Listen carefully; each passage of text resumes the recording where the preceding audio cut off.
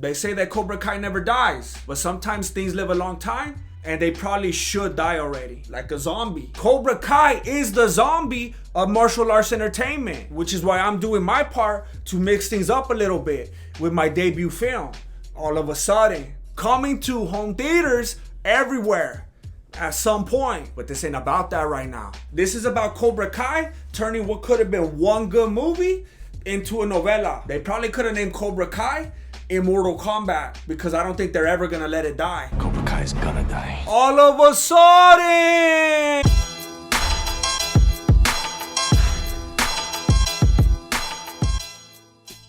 Hey, what's up everybody? My name is Jesse and I'm the founder and grandmaster of MMA, Mexican martial arts. This video is sponsored by the only wallet that I'm willing to spend hours of my life talking about, the Ridge wallet. More on that later. I'm gonna tell you right now, this video is nothing but spoilers. So trucha, you could go watch the series real quick and then come back and watch this, or you could just watch this right now because I'm gonna tell you everything anyway. The whole disaster that is season 4 is thrown into motion with a single ill-advised decision.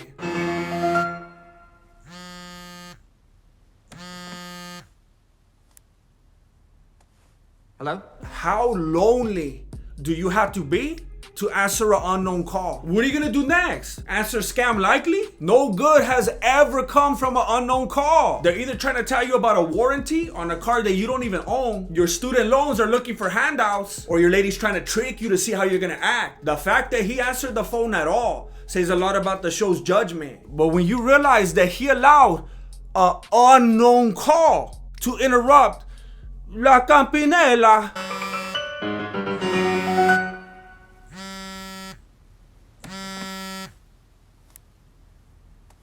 Hello?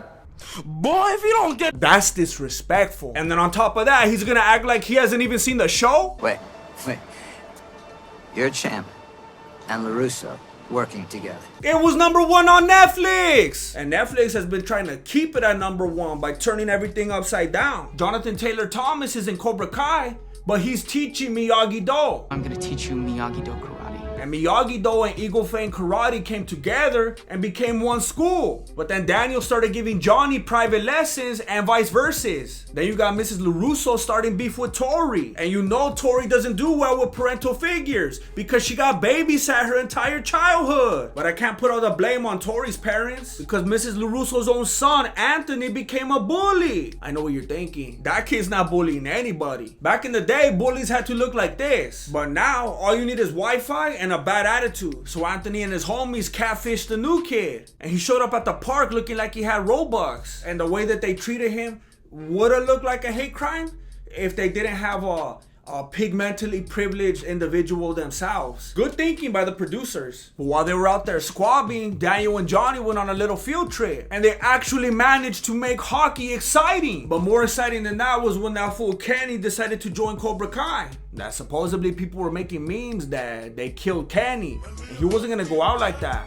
And they made him fight that one fool that's like the most smug person in the whole show, even though he's always getting beat up. But the real battle was the one that was growing between the co-senseis. Trying to have two leaders never works out. Michael. Yes. Can I talk to you in my office for a second? Sure, but could I first talk to you in my office?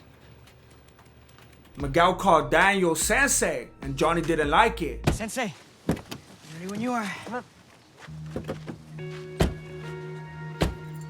It was like when George Harrison wouldn't stop talking about Eric Clapton, and Paul got sick of it. Johnny and Daniel were growing apart. Like if one of them was dating Yoko Ono. And it was getting hard to keep pretending. It was almost as hard as my Ridge wallet. This durable, front pocket, RFID blocking wallet. You can't be putting your wallet in your back pocket anymore. Remember back in the day when everyone thought smoking was cool and then everybody started dying? It's the same thing with sitting on your wallet. Everybody starts looking like this. And I think it's safe to assume that a lot of people probably died too. What's definitely dead is this look though. You don't want to be walking around looking like you got half a booty job. Yes, the Ridge wallet fits up to 12 cards. Yes, the Ridge wallet fits your cash. And yes, the Ridge wallet still fits into your front pocket. And if you feel like it won't fit because you wear skinny jeans, then now's the perfect time to tell you.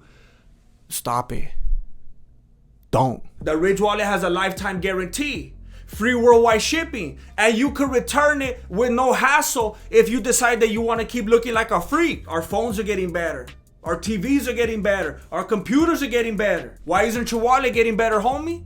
The thing that's allowing you to buy all the other stuff. Do like the Grandmaster and level up with the Ridge wallet. Get your Ridge wallet today by going to ridge.com/Voto and putting in the promo code VOTO for 10% off. So while Daniel and Johnny were having their problems, John Kreese and Terry Silver were finding their stride, which they were gonna have to maintain if they wanted to keep their students out of prison. We got hit him down with a home invasion, man. Did you hear that? That's the Cobra Kai arc right there. They went from Ukemi back in season 1 to home invasions, all because they didn't know how to chill out during Bloodsport. But I can't fully blame them. I have to claim a little bit of ignorance on this topic, because when I was a little kid, I wasn't allowed to watch Jean-Claude Van Damme because that his name was a bad word, and I was only allowed to watch fools killing each other with the highest forms of violence as long as they didn't say bad words. One time I tried to call him Jean-Claude Van Damme, and I thought that everything was gonna be cool because my mom laughed, but then she still said no. So I had to watch Steven Seagal. But watching that fool fight is contagious. I don't think anybody could watch him fight and then not start fighting themselves. Every time I watch him fight, I get into a fight. And it's always with my lady. Because she's like, why are you watching karate movies instead of working? I'm like, fool, this is my word. I'm like the Mexican Johnny Cash over here. I got you your Ugg boots, your phone case with the little poppet thing. I even washed your car. What do you want from me? I want you. Jesse? I want you. But having said all that, if you start watching that fool get into his flow state, you're gonna want to do the same thing. Mando. It's like those try not to laugh challenges. Do they think we don't know they're gonna laugh? Every Jean-Claude Van Damme movie is a try not to fight video. So they started beefing. And unfortunately, it gives ammunition to all the bored moms who don't want their kids watching karate movies or playing Fortnite, because that supposedly it incites violence. But then they don't practice what they preach, because when their kids go to sleep, they start watching Law and Order. Are you gonna start a human trafficking ring because you were on that must-see TV? And you know who else doesn't practice what they preach? Daniel LaRusso. If I didn't know any better, I would think that Terry Silver was out there representing Miyagi-Do, and that Daniel was an angry Cobra Kai student. I'm truly sorry. He wanted to strike first, and he wanted to strike hard, and I could only assume that there would have been no mercy. But cooler ponytails prevailed, and Terry Silver proposed that they should all chill to the big tournament, and that the losers would have to shut down their dojo. Daniel and Johnny agreed to this, but their problem was they could never seem to agree with each other, and it got to the point where now the two of them were gonna have to get down. But personally, I didn't mind that so much, because training montages ensued, and if we're gonna be honest, that's why we're here. Training montages are always the best parts, until you see something like this. And I got those Deontay Wilder flashbacks. You see, I was rooting for Johnny because he's usually right, and Daniel is a diva, but this was not promising. What the show has promised through and through, however, is clichéness. And I don't think I have to tell you how this fight ended, but I will, because that would be weird if I didn't. It was a double knockout. Who's writing this show? Sylvester Stallone? There was a double knockout, and therefore no clear solution to their problem. Go to another angle.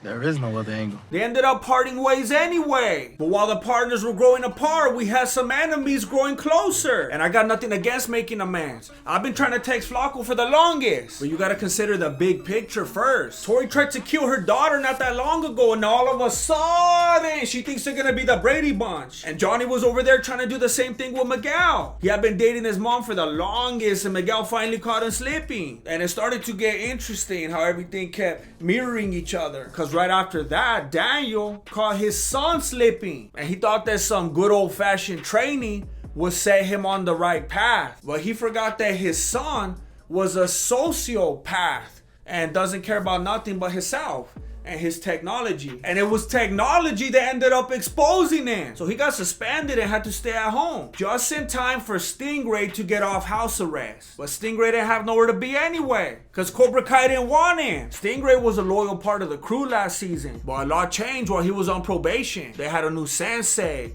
new students, new building, even a new style. Not only were the Cobra Kai students practicing Miyagi-Do, they were doing capoeira. And even though this didn't sit well with Stingray, he still managed to stay more composed than Mrs. LaRusso, who clearly thought her son was a little angel. You know, I'm starting to get why Anthony, Daniel, and Samantha all have rage issues. They act out in public because when they're at home, it's trucha. Speaking of trucha, Johnny's over here trying to start a new life and his ex shows up out of nowhere. And it was weird, but to her credit, she wasn't trying any funny stuff. She was just concerned about their son, Jonathan Taylor Thomas, aka Robbie, because that Terry Silver was trying to do to him the same thing that he did to Daniel LaRusso. And he was trying to pay the mom to keep quiet. So Johnny went to handle business. But Silver did to him like Stingray did to his pesky neighbor because of his misplaced rage and whatnot. To Johnny's credit though, he did get sucker kicked. But that didn't make Miguel feel any better when that fool called him Robbie. I love you too, Robbie. He was trying to drink away that pain that he just endured. So Miguel tried to help him out. And he felt like they were having a real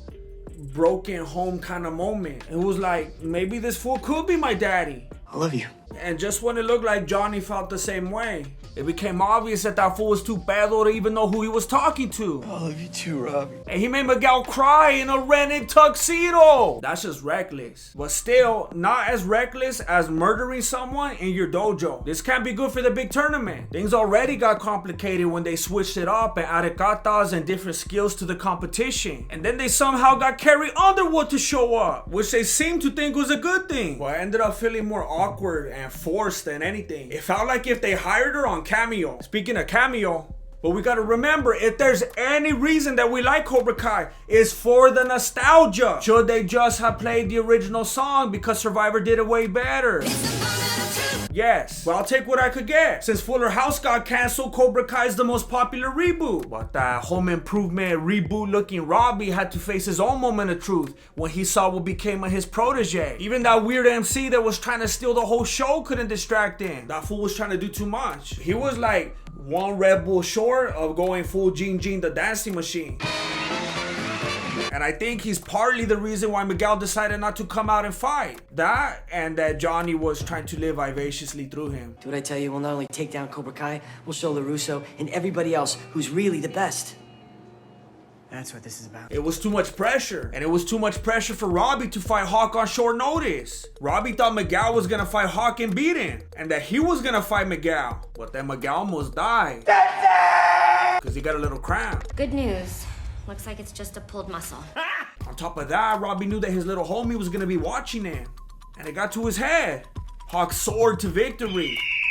And Cobra Kai was one loss away from defeat. In an effort to deliver the final death blow, Miyagi-Do and Eagle Fang decide to join forces, like a low-budget Megazord. And they call themselves Miyagi Fang, which sounds like something that should be next to my pork fried rice. But the combination of both styles proved to be so effective that Cobra Kai had to cheat in order to win. That's right.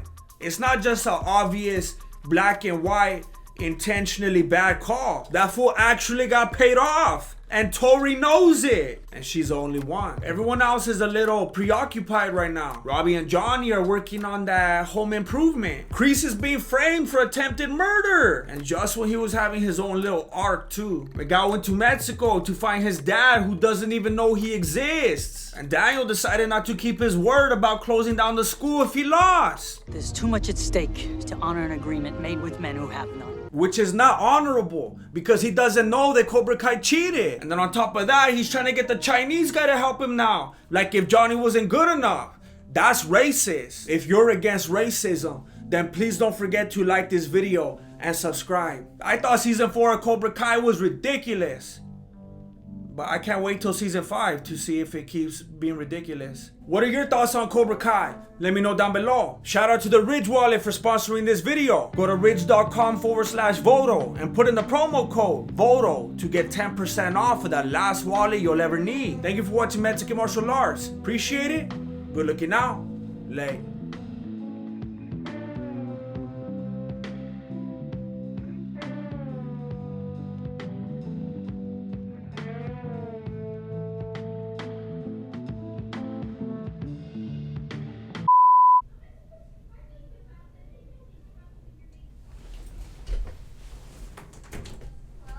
Are you guys all trying to be in my video?